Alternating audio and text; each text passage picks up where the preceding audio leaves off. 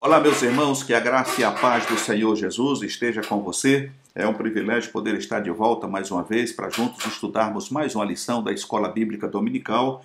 E desta feita estaremos estudando a lição de número 3 da Conectar Mais Jovens. E nós estamos estudando nesse quarto trimestre o livro de Eclesiastes, Sabedoria para Viver e Conviver. E a lição de hoje é a lição 3, como já disse, que tem por título Há Tempo para Tudo. E o versículo do dia diz: o que é, já foi.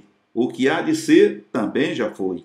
E Deus pede conta do que passou. Eclesiastes capítulo 3, verso 15. A verdade aplicada diz ainda: o tempo pertence exclusivamente a Deus. E os objetivos da lição é entender o conceito de tempo, diferenciar o tempo humano e o tempo de Deus, entender que Deus é o Senhor do tempo. Oremos para que venhamos usar o nosso tempo de maneira sábia, aproveitando cada instante para a glória de Deus. A leitura ou o texto de referência está registrado em Eclesiastes capítulo 3, do verso 1 a 8, que diz: tudo tem o seu tempo determinado, e há tempo para todo o propósito debaixo do céu. Há tempo de nascer e tempo de morrer, tempo de plantar e tempo de arrancar o que se plantou, tempo de matar e tempo de curar, tempo de derribar e tempo de edificar, tempo de chorar e tempo de rir, tempo de prantear e tempo de saltar de alegria, tempo de espalhar pedras e tempo de ajuntar pedras, tempo de abraçar e tempo de afastar-se de abraçar, tempo de buscar e tempo de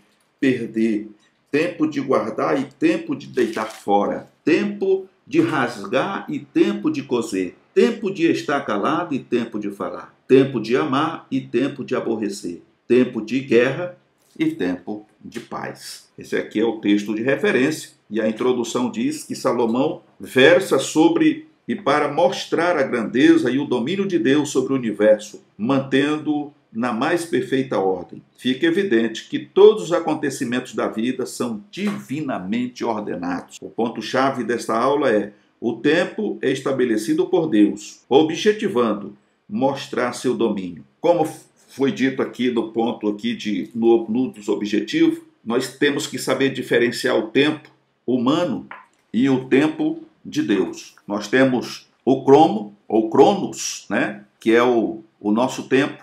Ele é regido pelo Cronos. E o Kairos, que é o tempo de Deus. Então, um tempo tem diferença do outro. Muitas vezes, como cristão, nós entramos em parafuso, nos apavoramos porque precisamos de algo para ontem, no nosso tempo. E no tempo de Deus ainda vai acontecer no ano que vem. E às vezes a gente questiona Deus. Por que Deus demora tanto para atender? Então, são coisas que nós muitas vezes não compreendemos, mas o fato é que existe tempo para todas as coisas, conforme vimos na leitura. E o primeiro ponto vem falando aqui sobre conceituando a palavra tempo. A palavra tempo pode ser entendida como ocasião, momento ou época. No capítulo 3 de Eclesiastes, o pregador é categórico ao dizer que para tudo existe um tempo determinado por Deus debaixo do céu, pois o mesmo Deus que cria o tempo tem o domínio sobre ele.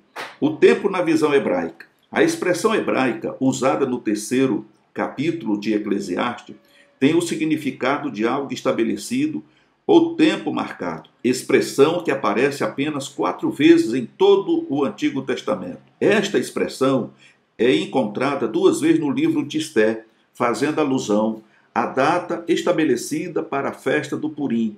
Em outro momento, a expressão é usada no livro de Neemias para dar o regresso de uma viagem. Já em Eclesiastes, o aparecimento deste verbete evidencia o tempo e sua especificidade ao dizer que existe tempo para tudo debaixo dos céus. Que sejamos cônscios de que a nossa vida é regida por um Deus Todo-Poderoso e não pelo acaso. Seja momento de alegria ou de tristeza, Deus tem o controle. Então nós entendemos aqui, pelo que nós acabamos de ler, que o tempo, ele rege todas as coisas. O que é hoje, amanhã pode não ser. O que hoje não existe, amanhã pode existir. E falando de criaturas, nós sabemos que Deus, ele programou a nossa vida.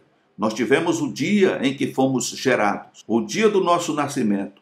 E da mesma forma nós temos o tempo de vida, o dia em que nós vamos deixar esse corpo para voltar a estar com Deus ou não. Nós temos um tempo determinado aqui. O que nós precisamos entender é que Deus tem o controle de todas as coisas. Tudo está sob o controle. Tanto o tempo de alegria, o tempo de tristeza, o tempo de choro, o tempo de lamentação, tudo está sob o controle de Deus. E o importante é que nós não estamos presos dentro de uma só coisa. Imagine se o tempo todo fosse alegria. Ou imagine se o tempo todo fosse só tristeza, ou choro, lágrimas. Então Deus, na sua bondade, misericórdia, na sua presciência, Ele faz as coisas acontecer. Porque nós somos provados nesta vida, para sermos aprovados. Eu costumo dizer que nós estamos numa grande universidade. Esse mundo, para muitos, não tem nenhum valor. Esse mundo, para muitos, eles não entendem por que eu nasci, por que eu estou aqui. Mas esse mundo ele tem muitas lições importantes a nos passar, a nos ensinar. E uma delas é quando nós temos Cristo, porque nós sabemos, através do amor de Deus, entender qual é o tempo, entender que nós estamos de passagem, que nós somos comprados por um bom preço e que não pertencemos ao mundo, estamos aqui de passagem. E a nossa missão aqui, nesse colégio, em meio a tribulações, a meio às aflições, em meio a tantas coisas que nos sucedem, é sermos um pregador do Evangelho, ou seja, um arauto de Deus, um anunciador de boas novas, porque foi para isso que o Senhor nos elegeu e foi para isso que o Senhor nos chamou, para sermos testemunhas do Senhor Jesus nesse plano. Louvado seja o nome do Senhor.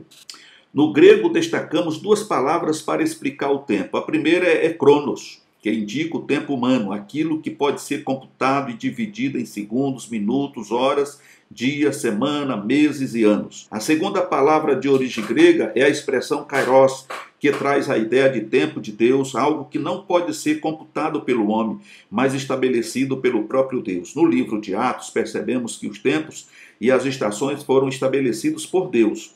Fica evidente, a partir destes dois verbetes, que o tempo é uma dádiva de Deus que o oportuniza o viver do homem, que venhamos aproveitar com sabedoria cada instante de nossa vida, pois, conforme Eclesiastes 3,15, Deus pede conta do que passou. E aqui, mais uma vez, eu reforço o que eu acabei de dizer. Nós, como cristãos, como igreja do Senhor na terra, temos deveres e obrigações. Primeiro, o dever de nos manter fiéis ao Senhor e à sua palavra, sermos santos. Porque sem essa qualificação de santo, nós jamais veremos o Senhor. Segundo, seguir a paz com todos. Seguir a paz e a santificação, sem a qual ninguém verá o Senhor. Então nós temos, no que depender de nós, temos que ter paz com todos os homens. Depois temos que ser santos, sermos santos. Terceiro, devemos ser porta-voz do Evangelho. Por quê? Porque segundo o que está escrito aqui no capítulo 3, versículo 15, Deus vai pedir conta do que passou. Como eu aproveitei o meu tempo. Como eu gastei o meu tempo? Eu fiz algo bom para Deus? Eu orei, eu intercedi, eu visitei, eu evangelizei. O que eu fiz do meu tempo? Ou eu gastei o meu tempo com futilidades? Então, Deus pedirá conta do tempo que eu deixei passar, que você deixou passar. O tempo é como as águas de uma turbina hidrelétrica. Só pode ser usado enquanto não tem como voltar. Ela passou, entrou na turbina, ela vai fazer girar a turbina, produzir a energia, mas ela vai sair do outro lado e depois ela não tem como voltar mais. Isso representa o tempo que eu tenho. O tempo que eu tenho agora, depois eu não vou ter mais. Esse tempo que eu perdi agora, ou que você está perdendo agora, você não vai poder recuperar. Tudo que vier à tua mão para fazer, no que diz respeito a algo de bom para o teu irmão, para você, para alguém que está perto de você, faça, segundo as tuas forças. Porque se você deixar de fazer, o que vai restar depois é o peso da consciência. Quantas pessoas hoje não lamentam, até porque aquela pessoa que ele poderia ter feito algo por ela, morreu. E ela sabia que ela poderia ter feito algo por aquela pessoa e não fez. E aí puxa vida, fica lamentando, a consciência fica pesando, eu podia ter feito aquilo, era o último pedido daquela pessoa, por que eu não fiz? Da mesma forma é o que acontece conosco quando nós não pregamos o Evangelho. Às vezes a pessoa está próxima de nós e nós nem sequer imaginamos que ali é os últimos minutos de vida daquela pessoa, e você tem a oportunidade de falar do amor de Deus para aquela pessoa, mas você não falou, e de repente você recebe a notícia que aquela pessoa morreu, foi acometida de algum mal e morreu instantaneamente. E aí você vai ficar preocupado. Puxa vida, aquela pessoa esteve na minha frente, me deu a vontade de falar do amor de Deus para ela, eu podia ter falado e acabei não falando. E agora? Agora o Senhor vai pedir conta desse tempo que você teve e que você não soube aproveitar. O segundo tópico vem falar sobre a soberania de Deus sobre o tempo. Deus é o Senhor do tempo. Quando falamos que Deus é soberano, estamos atribuindo a Ele o domínio sobre todas as coisas. O escritor de Eclesiastes, no capítulo 3:11, assevera que tudo Deus fez formoso ao seu tempo. E aí o primeiro ponto vem falar sobre tempo para todo propósito. Embora o tom usado pelo autor transmita uma ideia fatalista e ao mesmo tempo pessimista no que tange às questões do tempo, urge entendermos que biblicamente Deus é soberano, rege a história, porém não invalida a liberdade humana. As expressões usadas no texto de Eclesiastes 3:2, como tempo de nascer, tempo de morrer, não indicam um tempo determinado, mas sim mostrar que, da mesma maneira que o homem nasce, ele vai morrer. O ser humano precisa entender que o mesmo Deus que está conosco nas conquistas também estará nas perdas. Deus continua sendo Deus, independente das circunstâncias e do tempo. Os irmãos entenderam? Do jeito que eu nasci, você nasceu, da mesma forma nós vamos morrer. E o comentarista está afirmando aqui, conforme o texto, Deus está conosco tanto numa coisa como na outra, tanto no nascimento como na morte, tanto nas conquistas como nas derrotas, nas perdas. Deus sempre é imutável. Ele sempre estará no controle de todas as coisas. O que nós precisamos entender é que nós estamos debaixo desse tempo. E à medida que o tempo passa, nós vamos envelhecendo, nós vamos perdendo as nossas forças e vai chegar um momento, mais cedo ou mais tarde, que nós vamos deixar esse tabernáculo, como diz o apóstolo Paulo, e iremos ao encontro do Senhor, ok? Louvado seja o nome do Senhor Jesus. No segundo ponto, nós vamos falar sobre o tempo e o caráter de Deus. O ser humano, vivendo a sua vida debaixo do sol, como diz o pregador, sofre alterações do tempo e é influenciado por ele, porém Deus é imutável, pois não está sujeito ao processo do tempo. Deus habita no atemporal. Tiago chegou a dizer que em Deus não existe mudança nem sombra de variação. Tiago 1,17. O escritor aos Hebreus assevera que Jesus Cristo é o mesmo ontem, hoje e eternamente. Pelas Escrituras temos provas incontestes de que Deus não sofre deterioração com o tempo. Não é o tempo que determina o caráter de Deus, e sim Deus que rege o tempo, cuidando de cada detalhe da história, o Deus onipotente. Então nós entendemos que o que eu acabei de dizer sobre a questão do tempo é uma realidade. Deus é atemporal, então Deus não envelhece com o tempo.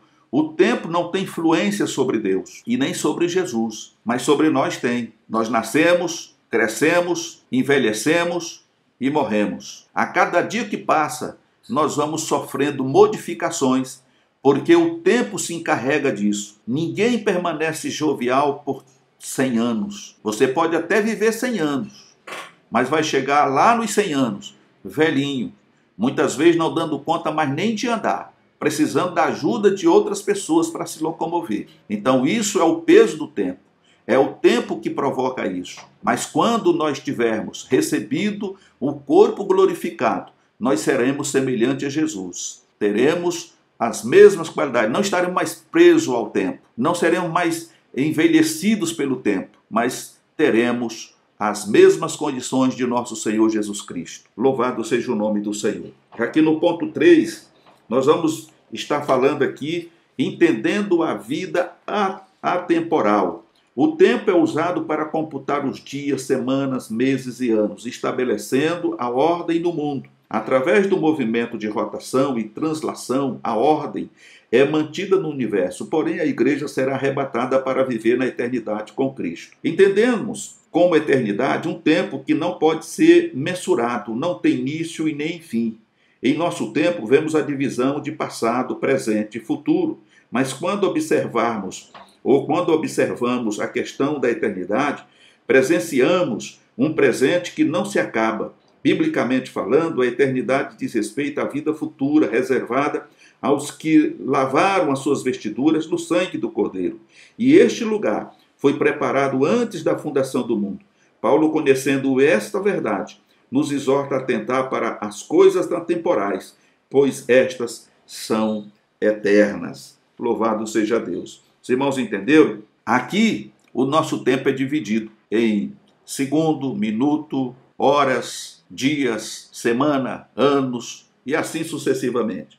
Mas quando nós falamos de tempo atemporal, esse tempo ele não traz mudança ou modificação. E aí é aquele ponto que nós já abordamos aqui. Quando recebermos do Senhor esse corpo glorificado, ou seja, conforme Paulo nos orienta, quando ele diz que os que morreram em Cristo ressuscitarão e terão corpos glorificados, e nós que estivermos vivos, ou aqueles que estiverem vivos na ocasião da volta de Cristo, eles serão transformados num abrir e fechar de olhos, ou seja, receberão um corpo glorificado. E esse corpo glorificado, ele não vai sofrer mais essas mudanças, essas modificações que hoje o tempo traz sobre nós. É por isso que conclui aqui que Paulo, conhecendo esta verdade, nos exorta a atentar para as coisas atemporais. Por quê? Porque estas são eternas. Então nós vamos viver eternamente.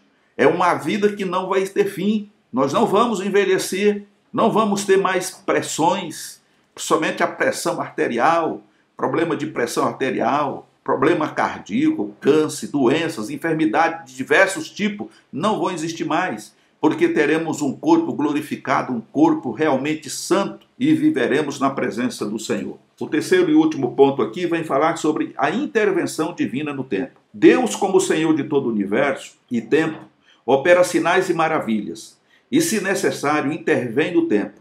Existe um caso na Bíblia descrito em Josué, lá no capítulo 10, do verso 12 a 15, em que percebemos o controle de Deus sobre o universo, pois o sol se deteve e a lua parou. Pelo texto, Deus suspendeu o movimento de translação e rotação da terra, e assim seu povo obteve a vitória. A Bíblia diz que tudo foi criado por ele, conforme 1 João 1 e 2. De maneira específica, o Gênesis relata que Deus criou os luminares para governar o dia e a noite. No livro de Jó 38 e 39, observamos que Deus estabeleceu limites ao que ele criou. Como criador de tudo, o Senhor do tempo, Deus pode e consegue regir o universo com a força do seu poder. Aleluia! Então Deus intervém no tempo. O que quer dizer aqui, irmãos, é que aquilo que estava morto pode voltar a reviver. E um ponto importante que eu trago à memória aqui é na questão do homem morto espiritualmente. Paulo diz que nós estávamos mortos por conta do nosso pecado, por conta da transgressão. Mas Jesus veio nos trazer a vida. Jesus nos trouxe vida. Jesus nos ressuscitou. E uma prova disso é que quando nós aceitamos Jesus como Salvador, reconhecendo que Ele é o nosso Salvador eterno, nós testemunhamos isso fisicamente, pessoalmente, para todas as pessoas, através do batismo. E o batismo nada mais é do que um símbolo de o sepultamento do velho homem e o ressurgimento de uma nova criatura. Então, através de Cristo, nós recebemos vida física, porque continuamos vivos fisicamente, mas o mais importante, recebemos vida espiritual. Passamos a viver uma vida que este mundo jamais pode nos dar, que é a vida espiritual e que nos arremete à eternidade para a presença de Deus um dia. Se nos mantivermos fiel à sua palavra e formos fiéis até o fim, como está registrado, ser fiel até a morte e dar-te-ei a coroa da vida. O fato de já sermos eleitos por Deus desde antes da fundação do mundo não quer dizer que tenhamos a salvação já garantida permanentemente. mas nós precisamos continuar lutando, fazendo valer esta aliança que Deus fez conosco. A aliança que conquistamos através da mediação de Cristo, pois Jesus veio nos reconciliar com Deus. E diante desta reconciliação, nós precisamos nos manter firmes e de pé, lutando, né, e combatendo, como diz Paulo, o bom combate, para que naquele dia possamos alcançar de Deus a vida eterna e a eternidade. Meus queridos irmãos, embora vivamos numa atmosfera temporal, precisamos nos preparar para a vida eterna com Cristo Jesus. Este é o ponto de conclusão desta aula. Que Deus em Cristo te abençoe e te guarde. Se você tem acompanhado os nossos vídeos, eu quero te pedir, principalmente a você, irmão, irmã, que ainda não é inscrito no canal, que se inscreva no nosso canal, venha fazer parte dessa família e juntos vamos estar divulgando o Evangelho, trazendo sempre uma palavra de fé, de ânimo e de esperança, uma palavra de vida eterna. A você que já é inscrito no canal, tem nos acompanhado, eu peço a você, né, que compartilhe esses vídeos nas suas redes sociais, né, deixe aí os seus comentários, dê aquele like que é muito importante. E assim, juntos, vamos caminhando em busca desta vida gloriosa, desta vida eterna, que é a garantia e o penhor da nossa salvação. Que Deus em Cristo te abençoe. Fique na paz do Senhor Jesus.